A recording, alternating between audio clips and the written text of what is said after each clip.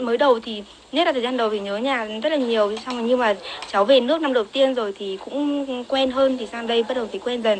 Và cháu về nước 2 năm rồi, thành ra cháu cũng thấy quen hơn. Cái thỉnh thoảng là chúng cháu cũng hay gọi điện về nhà mua cạp, thành ra nó cũng cảm thấy thoải mái đỡ hơn. Ấn tượng đầu tiên về chúng cháu ở đây thì là tuyết. Ở Nga thì là đầu tiên là tuyết, ấn tượng ở đây.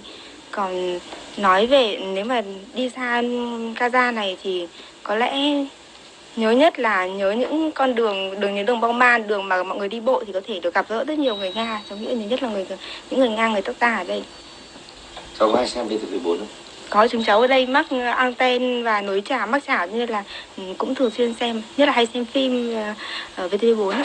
Cái những chương trình nào mà bọn cháu thích xem nhất? Thường xuyên xem nhất thì các chương trình trò chơi trên truyền hình, các chương trình dành cho sinh viên, đi học sinh như là Rôm Rung Vàng, hoặc là Lên đỉnh Olympia, hoặc là Thuyết nón kỳ diệu, với cả chương trình Đấu trường 100 ạ. Ngoài ra thì các phim Việt Nam thì cháu cũng hay xem, nhưng mà thường xem chương trình trò chơi hơn.